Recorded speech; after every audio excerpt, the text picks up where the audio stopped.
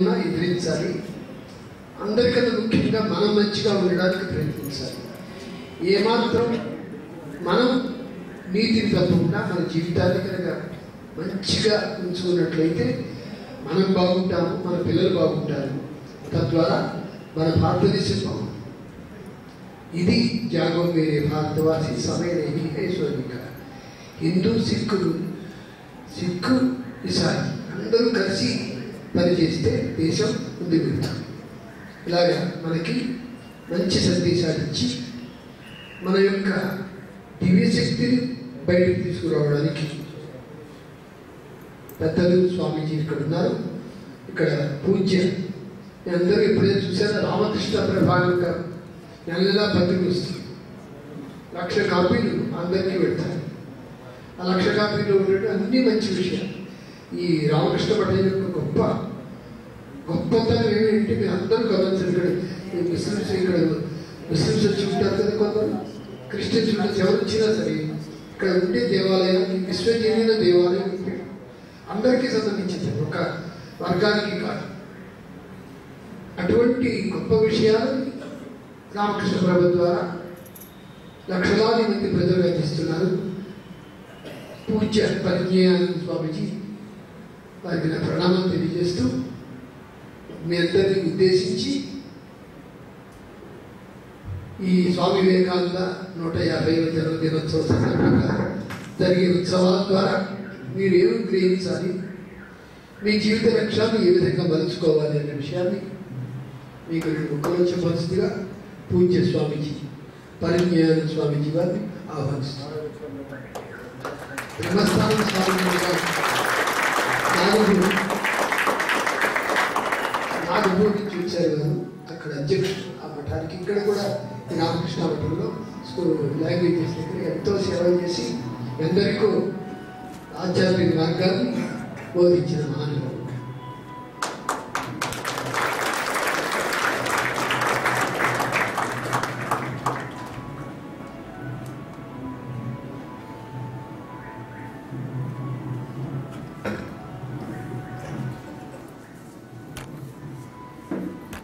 ఉదయం నుంచి స్వాములందరూ మీకు చాలా నీతిని బోధించుంటారు లేదా బోధించలేదా?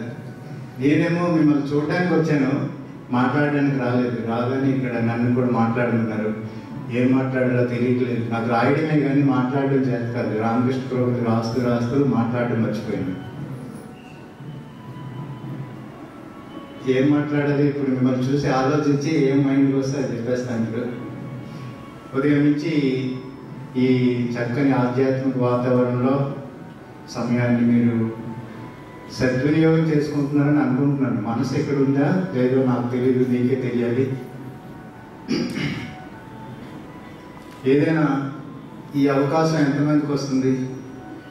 ఇది ఒక భగవతుని యొక్క కృపతో మీకు ఈ అవకాశం వచ్చిందని మీరు తప్పకుండా అనుకోవాలి. ఈ అవకాశాన్ని సద్వినియోగం చేసుకోవాలంటే ఇంకా మిగతా రోజుల్లో కూడా ఈ భావాన్ని చింతనని అధికం చేసుకోవడానికి ప్రయత్నించాలి. ఆ యొక్క భావంతో స్వామి వివేకానంద, శ్రీరామకృష్ణ, శారదాదేవి బోధనలు చదివితే మీలో ఒక రకమైనటువంటి శాంతి, ప్రశాంతత చేకూరుతుంది. మనం ఎక్కడున్నప్పటికీ ఆ ప్రశాంతత మన మనసు ఉదయం నుంచి సాయంత్రం వరకు దేనికోసం ప్రయత్నిస్తున్నామంటే డబ్బు కోసం కాదు, మనశ్శాంతి కోసమే. అందరికీ ఏం కావాలండి? మనందరికీ మనశ్శాంతి ప్రతి ఒక్కరికి కావాలి. ఉదయం నుంచి సాయంత్రం మనకు అదే పని చేస్తున్నాం. కానీ ఆ మనశ్శాంతి కోసం మనం ఏం ప్రయత్నిస్తున్నాం మనం ఆలోచించట్లేదు. ఉదయాన్నే టైంకి పాలు ప్యాకెట్ రాకపోతే కోపం వస్తుంది, వార్తాపత్రిక రాకపోతే చిరాకు వస్తుంది, సినిమా టికెట్ దొరకపోతే ఇంకా అసహనం. ఇలాగా ఉదయం నుంచి సాయంత్రం వరకు ప్రతిదానికి చిరాకు, పరాకు, మనస్సు శాంతిగా ఉండదు.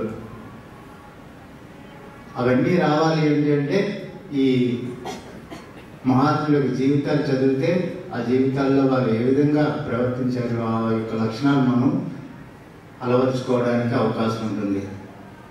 అందుకని మీరు ఇప్పటి నుంచే కొన్ని మంచి పుస్తకాలు చదివితే ఆ భావాలు మీ మనసుని పవిత్రం చేస్తే, ప్రశాంతం చేకూరుస్తాయి. అసలు ఇప్పుడు మీరందరూ దేవాలయంలో ఉన్నారు, బయటికి వెళ్ళగానే మీ కార్యాలయాలకు వెళ్తే అవి సేవాలయాలు అవుతాయి. ఈ దేవాలయానికి సేవాలయానికి ఏంటి తేడా? దేవాలయంలో భజన చేయడం, జపం చేయడం, ధ్యానం చేయడం, ప్రశాంతంగా ఉండడం. మరి కార్యాలయానికి వెళ్ళగానే మనం అదే భక్తిభావంతో మనం ఉంటున్నామా, చేస్తున్నామా? భారతదేశంలో 99% మంది ఆ భావం ఉండదు. కార్యాలయం అంటే ఏదో జీవితం తీసుకోవడం కోసం పనిచేస్తున్నామనే కానీ ఒక సేవాభావం, భక్తిభావంతో మనం చేయలేకపోతున్నాం. అందుకే మన భారతదేశం ఇంకా అభివృద్ధి చెందుతూనే ఉంది. ఎప్పుడు చెందుతుందో తెలీదు. మనం చేసే పని ఏ పని అయినప్పటికీ తక్కువని మనం అంచనా వేసుకోకూడదు. అది ఒక భగవంతుని ఆరాధన, సేవ అనే భావంతో చేసినప్పుడు మనకి మంచి ఉన్నతి జీవితంలో సిద్ధిస్తుంది, ప్రశాంతత కలుగుతుంది. శ్రీరామకృష్ణ జీవితంలో ఒక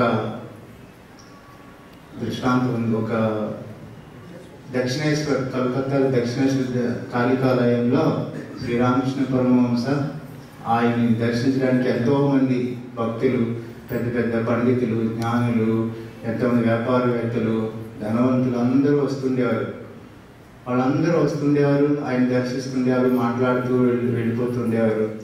కానీ ఆ దేవాలయంలో ఆ రోడ్లు తుడిచే ఒక అతను ఉండేవాడు. అతని పేరు రసిక్లాల్. అతని పని ఏంటంటే అలా రోడ్లని చీవులు పెట్టి తొడవడం, రోజంతా సాయంత్రానికి వెళ్ళిపోవడం. ఆ కాలం, ఈ కాలంలోనే స్వీపర్ ఒక పెద్ద మేనేజింగ్ డైరెక్టర్ కలవాలంటే అపాయింట్మెంట్ కావాలి. ఇంత అభివృద్ధి చెందినప్పటికీ ఆ కాలంలో 200 సంవత్సరాల క్రితం మనం ఊహిస్తే అసలు దగ్గరికే వెళ్ళలేము. అంటరానితనం ఇవన్నీ చాలా ప్రబలంగా ఉండేవి. ఆ పాకి పనిచేసే అతనికి శ్రీరామకృష్ణ దర్శనం అయ్యేది కాదు. ఎప్పుడు ఆయన ఎక్కడో చెట్టు మూల దూరం నుంచి శ్రీరామకృష్ణ గదిలో ఉంటే ఆయన్ని ఆ దూరం నుంచి దర్శిస్తుండేవాడు. అనుకునేవాడు మనసులో, అంతమంది పెద్ద పెద్ద వాళ్ళు, చదువుకున్న వాళ్ళు, విద్యావంతులు, ధనవంతులు, వ్యాపారవేత్తలు ఎంతో మంది వస్తున్నారు అక్కడికి. వాళ్ళ దగ్గరికి అలాగే ఆయనతో మాట్లాడుతున్నారు, నాకు ఆ భాగ్యం కలగలేదు అని మనసులో బాధపడుతుండేవారు అతను, ఆ రసిక్లాల్. అప్పుడు శ్రీరామకృష్ణులకి ఆయన దివ్య పురుషులు కాబట్టి వాళ్ళకి తెలుసు ప్రతి అవతల వాళ్ళ మనసులో ఏం బాధ ఉందో. ఒకరోజు ఎక్కడైతే అతను తుడుస్తున్నాడో ఆయన దగ్గరికి శ్రీరామకృష్ణ పరమహంస వెళ్ళి, రసిక్లాల్, నువ్వేం చింతించుకో, నువ్వు దేవాలయంలో పూజ చేసి భజన చేసే పూజారులు, పండితులు, ఉపన్యాసం ఇచ్చే వాళ్ళందరికీ ఎలాంటి స్థితి కలుగుతుందో ఈ దేవాలయాన్ని పరిశుభ్రం చేయడం వల్ల నీకు అలాంటి ఉన్నతమైన స్థితి కలుగుతుంది అని శ్రీరామకృష్ణ గారిని ఆశీర్వదిస్తారు.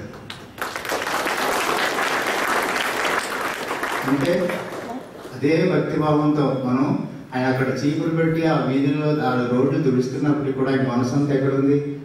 శ్రీరామకృష్ణ దర్శనం లేదని బాధపడుతుండేవాడు.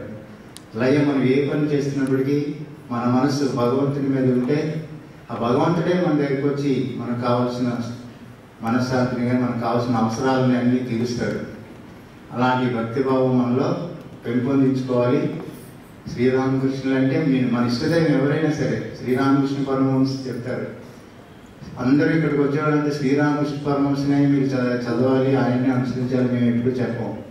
మీకు ఇష్టదైవం ఎవరైతే వాళ్ళని, రాముడు, కృష్ణుడు, శివుడు, దుర్గా, జీసస్, అల్లా ఎవరైనా సరే, ఏ మీ యొక్క ఇష్టదేవత ఉంటే వాళ్ళని ఆరాధించి ఆ భావంతో మనం చేసే విధులను సక్రమంగా నిర్వర్తిస్తే మనకి సంతృప్తి ఉంటుంది, మన చుట్టుపక్కల వాళ్ళు కూడా ఆనందం వస్తుంది. ఆ విధంగా మనం దేవాలయం, మన కార్యాలయం కూడా ఒక దేవాలయంగా మార్చుకొని ఆ భావంతో చేస్తే భగవంతుడు మనకి ఆ యొక్క శక్తిని, ప్రశాంతతను కలుగజేస్తాడు.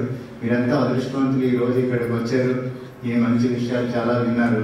మీ రేపటి ఆఫీస్కి వెళ్ళేటప్పుడు, మీ పనుల్లో మీరు వెళ్ళేటప్పుడు ఈ భావాలు మన మనసులో పెట్టుకొని చేస్తే తప్పకుండా ప్రశాంతత కలుగుతుంది. అంటే మనం ఏదో చాలా చిన్న పనులు చేస్తున్నాం, మనకి పెద్దవాళ్ళతో పరిచయం ఉండదు, భగవంతుని మనల్ని తక్కువగా చూస్తున్నారని ఏమీ మాత్రం నిరాశ చెందక్కర్లేదు. ఇలాంటి భగవంతుని యొక్క కృప ఎప్పుడూ ఉంటుంది. ఆ విధంగా మనం చేయాలి. అలాగే ఈ యొక్క సమయాన్ని మీరు సద్వినియోగం చేసుకున్నారు కాబట్టి ఈ యొక్క చింతనని మీరు అభివృద్ధి చేసుకోవాలి. అందుకు కావాల్సినటువంటి పుస్తకాలు అప్పుడప్పుడు చదవండి. శ్రీరామకృష్ణ కథామృతం ఉంది, రోజుకు ఒక పేజీ అని చదివితే దాంట్లో చాలా సరళమైన భాషలో అందరికీ అర్థమైన చిన్న చిన్న కథలతో అందులో సంస్కృత శ్లోకాలు పెద్ద పెద్ద వేదాంత చర్చలు ఏముండవు. ప్రతి ఒక్కరికి అర్థమైన సరళమైన భాషలో కథలతో ఉంటుంది. అది చదివితే మంచిది. కానీ ఈ కాలం ఎలా ఉందంటే, ఒక ఇంట్లో ముసలాం ఉంది, ఆ కొడుకు ముసలాంకి ఏమో కళ్ళు కనపడలేదు, అద్దాలు. ఆ అబ్బాయి ఏమో ముసలికాలం వచ్చేసింది కదా, ఈవెన్ బాగా సమయాన్ని మంచిగా సద్వినియోగం చేసుకొని ఏదో రామకృష్ణ కథ అమృతం లాంటి పుస్తకాలు, రామాయణ, భారత, భాగవతం చదువుకో అని ముసలాం చెప్తే, నాకు కనపడట్లేదురా, నాకు ఈ అద్దాలు సరిపోవట్లేదు, పోతాది నువ్వు అని. సరే కొడుకు పోతాది ఇచ్చాడు. రామకృష్ణ కథ చదువుతుంది అనుకున్నారు వీళ్ళంతా ఇంట్లో వాళ్ళు. ఆ కొడుకు సాయంత్రం ఆఫీసు అంతా అయిన తర్వాత వచ్చాడు, ఇంట్లో ముసలం లేదు. వాళ్ళు అమ్మని అడిగాడు, ఏంటి మా అమ్మ ఎక్కడికి వెళ్ళింది, ఈ కథామృతం ఈ రామాయణ భారతం చదువుకోమన్నాను కదా, చదువుకోకుండా ఏం చేసింది అంటే, కోడలు చెప్పింది, భార్య అనమాట. అత్తగారు భూతత్వం పెట్టుకుని బయటికి వెళ్ళారండి. ఎక్కడికి వెళ్ళంటే ఏక సినిమా చూడడానికి వెళ్ళారండి. భూతత్వం దేనికి ఉపయోగిందంటే ఏక సినిమా చూడడానికి ఉపయోగపడింది. మీరు అలా చేయకండి. ఈ ఒక మంచి విషయాల్ని మీరు సద్వినియోగం చేసుకొని మీ జీవితంలో ఆచరిస్తే తప్పకుండా మీకు మనశ్శాంతి, భగవత్ కృప కలుగుతుంది. శ్రద్ధగా విన్నందుకు ధన్యవాదాలు.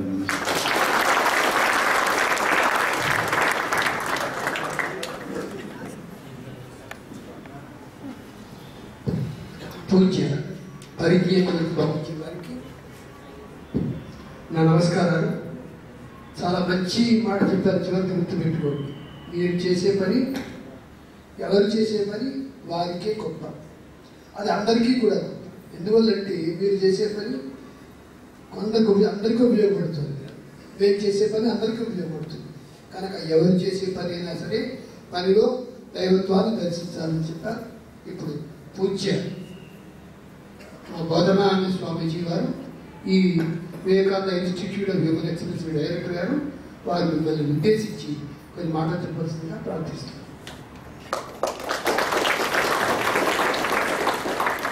नमः श्री यतिराजाय विवेकानंद सूरये सच्चित् सुख स्वरूपाय स्वामिने तापहारिणे।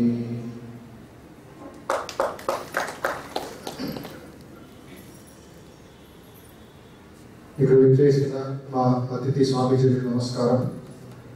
మరియు మీ అందరిలో ఉన్న భగవంతుడికి నమస్కారం. మీ అందరికీ నమస్కారం. ఈ విశేషమైన కార్యక్రమం ఈరోజు ఏర్పాటు చేశాం. మీరందరూ ఎంతో ఉన్నతమైన గొప్ప పనిచేస్తున్నారు సమాజం కోసం. దాన్ని గుర్తించడానికి, దాంట్లో మీ పాత్ర ఏమిటో అని చెప్పడానికి, భవిష్యత్తులో మీరందరూ ఎలా మనశ్శాంతితో, మంచి విశ్వాసంతో, దేశభక్తితో, మీరు భారతదేశం పౌరులనే భావంతో జీవించాలనే ఆలోచనతో మేము ఈ ప్రోగ్రామ్ని, ఈ కార్యక్రమాన్ని ఏర్పాటు చేశాం. ఇందాక చెప్పినట్లుగా సారు ప్రతి మన సమాజంలో, హైదరాబాద్లో కానీ భారతదేశంలో కానీ వేరు వేరే రామకృష్ణ సంస్థలు ఉన్నాయి.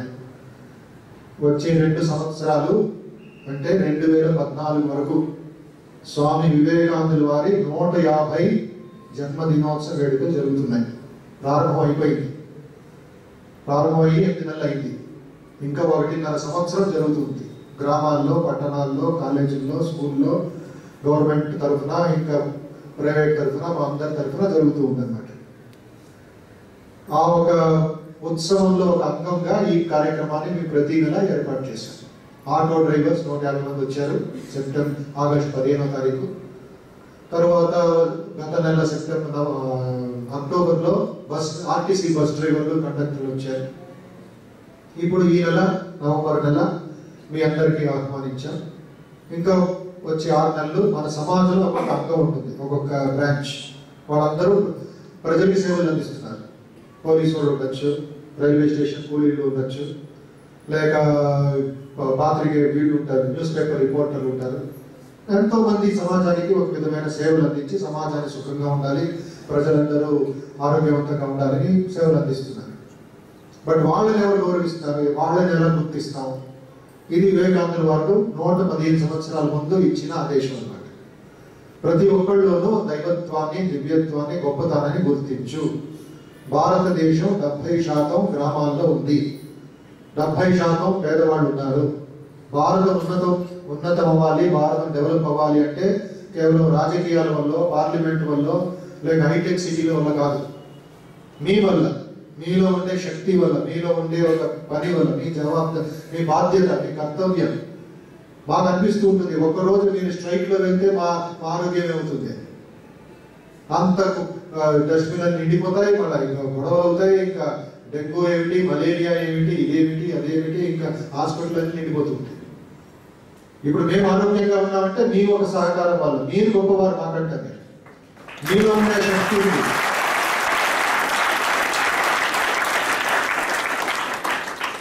ముఖ్యమంత్రి గారు ఆరోగ్యంగా ఉండాలి, లేదా ప్రధానమంత్రి ఆరోగ్యంగా ఉండాలి, రోడ్లు ఆరోగ్యంగా ఉండాలి, డస్ట్బిన్లు క్లీన్గా ఉండాలి. అది చేసేది ఎవరు? ప్రధానమంత్రి చేయలేరు, ఒక పెద్ద డాక్టర్ చేయలేడు.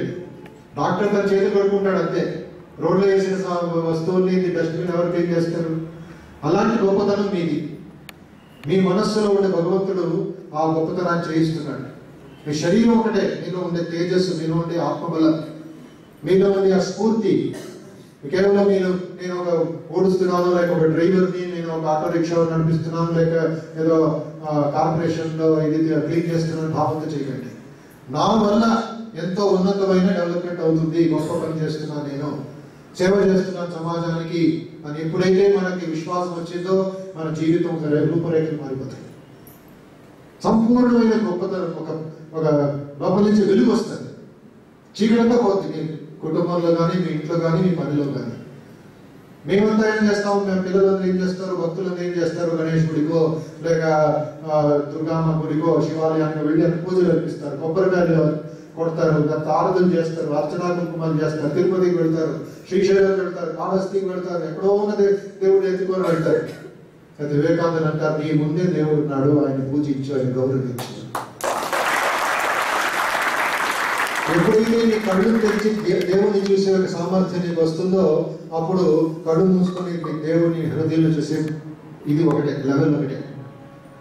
ఆ ఉద్దేశంతో వివేకానంద స్వామి మనకి మాకందరికీ దేశ ఉన్నతి కోసం, డెవలప్మెంట్ కోసం ఏమి సలహాలు ఇచ్చారో అవన్నీ రామకృష్ణ మఠం తరఫున మేము ప్రయత్నిస్తున్నాం. చేస్తున్నామని మీకు గొప్ప పొగుడుకోవటం లేదు, ప్రయత్నిస్తున్నాం అంతే. ఆ భగవంతుడి కృప లేకుంటే మనమందరమే. సో దానివల్ల ఈ కార్పొరేషన్ క్లీనర్స్, డ్రైవర్స్, లేక మీలాంటి వాళ్ళు ఎంతో డస్ట్బిన్ క్లీన్ చేసేవాళ్ళు ఎంత గొప్ప పని చేస్తున్నారు మీరు ఆలోచించండి. మీరు దేవుడి పూజ చేస్తున్నారు ఇండైరెక్ట్ గా.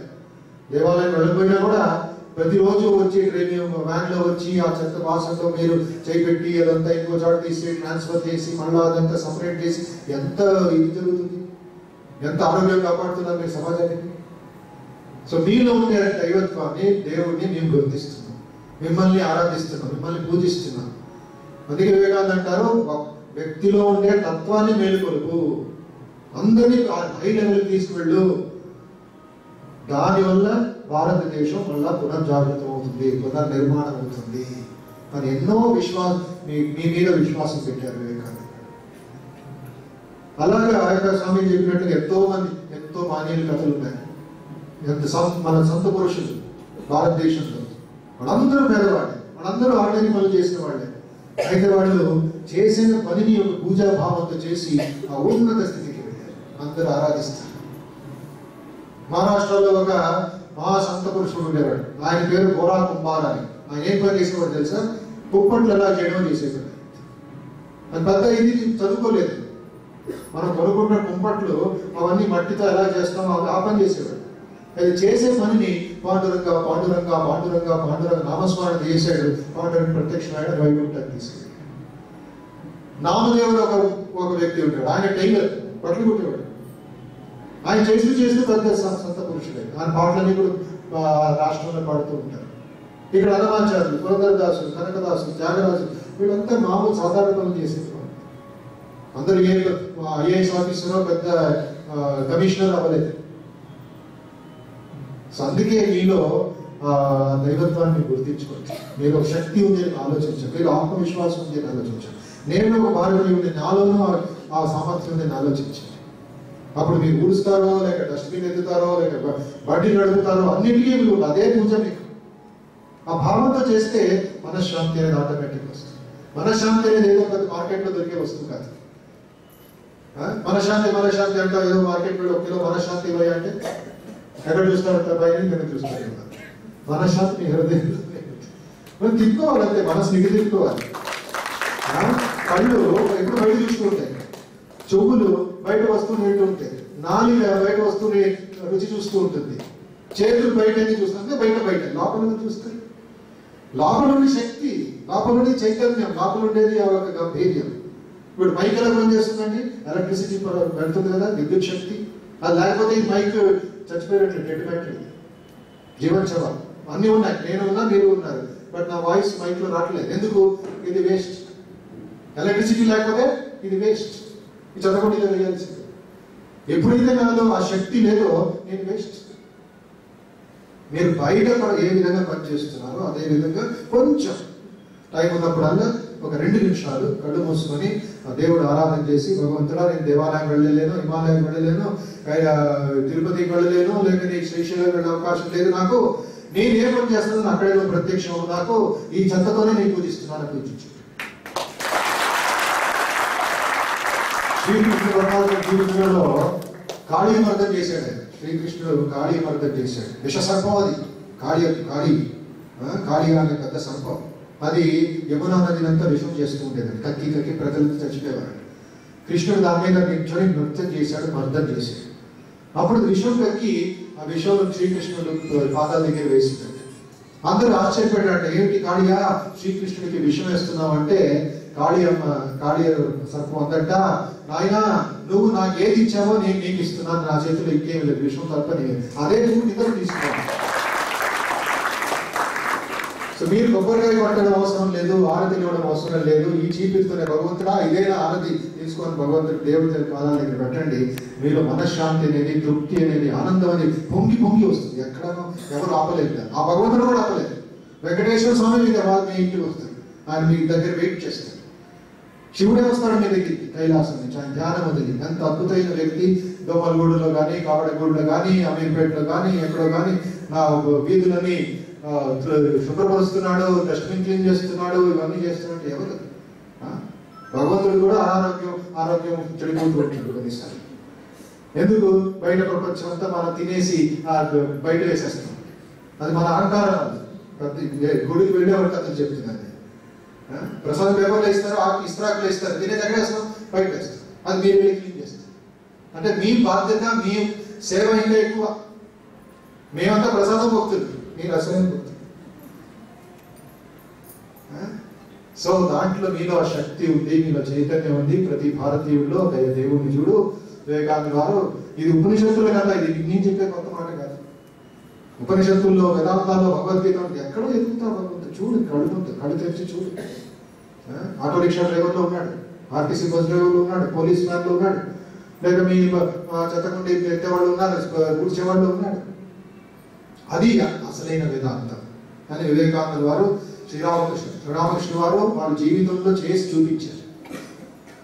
శారదామాత తల్లి చూస్తున్నారు, పవిత్రమైన తల్లి. ఆవిడ స్వరూపమే పవిత్రం, ఆవిడ రూపమే పవిత్రం, చరిత్రమే పవిత్రం. ఆవిడ ఒకసారి ఎవరో ఒక ముస్లిం ఉండేవాడట, ఒక ముసల్మాను. ఆయన చెత్త పనులు చేసేవాడు, అదో పనులు చేసేవాడు, దొంగతనం పనులు చేసేవాడు. అయితే దొంగతనం పని చేసినా కూడా సాయంత్రం పూట వచ్చి తల్లి దగ్గర కూర్చొని క్షమాపణ అడిగి ఆవిడ దగ్గర ప్రసాదం తీసుకునేవాడు. అంటే ఎవరునో ఇది కాదు, వాళ్ళ కర్తవ్యం. కొన్ని మనోభావాలు తప్పు పనులు చేస్తుంటారు, లేక మామూలు పనులు చేస్తుంటారు. ప్రతి ఒక్కళ్ళను ఆ ఒక విద్యుత్ సంచారం ఉంది, ప్రతి ఒక్కళ్ళను ఆత్మ చైతన్యం ఉంది అని మేము ఆలోచించి చిన్న కార్యక్రమాన్ని 2 గంటల సేపు మీకు కొంచెం విషయాలు పంచుకుందాం. మీరు మన వ్యక్తులే, మీలోనూ చాలా బాధ్యత ఉంది. మీరు భారతదేశ పౌరులే, మీరు మానవ జన్మ పొందిన వాళ్ళే. ఒక్కొక్కడు ఒక కర్తవ్యం చేసుకుంటున్నారు సమాజం. పెద్ద చిన్న ఏమి మేము ఇది చేయట్లేదు. వేదం చేయడానికి రామకృష్ణ వివేకానంద పుట్టారు. వివేకానంద జన్మదినోత్సవం జరుగుతూ ఉన్నాయి.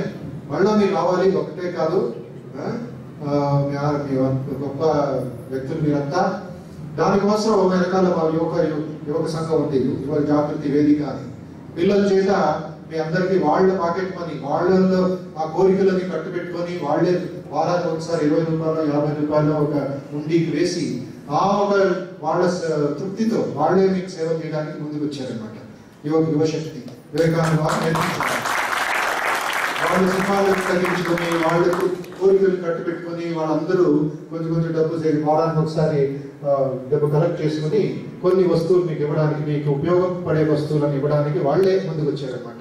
వాళ్ళందరూ అక్కడ కూర్చుంటున్నారు, వాళ్ళ చేత మీకు ఇప్పిస్తాం, వాళ్ళు మీకు ఆరాధిస్తారు. ఎందుకంటే వాళ్ళకి మీరందరూ దేవత. దేవుడే మా ఇంటికి వచ్చారు, మేము దేవుడి దగ్గరికి వెళ్ళాం, మీరందరూ దేవుడు. అప్పుడే ఉంటుంది పిల్లల్లోనూ ఆ ఒక సేవాభావం వస్తుంది, మీలోనూ ఆ ఒక గంభీర్యం, మీలోనూ ఆ ఒక నేను నా సమాజంలో నాకు ఒక స్థానం ఉంది. కేవలం ఓటేసి మీకు మీరేదో ఇది తీసుకొని వెళ్ళిపోవడం కాదు. కొంచెం మంచి అలవాటు నేర్చుకొని ఒకసారి మా ఆగస్టు 15వ తారీఖు ఆటో డ్రైవర్కి సన్మానం అయింది. వాడు కూడా ఇలాగా కొంచెం 2 గంటల సేపు రిట్రీట్ లా చేశాం. తర్వాత 2 రోజుల తర్వాత 5 ఆటో డ్రైవర్లు మా పిల్లలకి మెసేజ్ పంపించారన్నమాట వాళ్ళ మొబైల్లో. ఆ రోజు నుంచి ఆగస్టు 15 సాయంత్రం నుంచి ఎప్పుడైతే కార్యక్రమం అయింది, ఇంటికి వెళ్ళామో మాకు కొత్త బుద్ధి వచ్చింది, కొత్త శక్తి వచ్చింది, కొత్త ఆలోచనలు వచ్చాయి. ఏం ఆలోచనలు వచ్చాయి? ఈ రోజు నుంచి నేను చనిపోయే వరకు మళ్ళా ఈ ఒక తాగుడు అలవాటుని మానేస్తున్నాం అని వాళ్ళు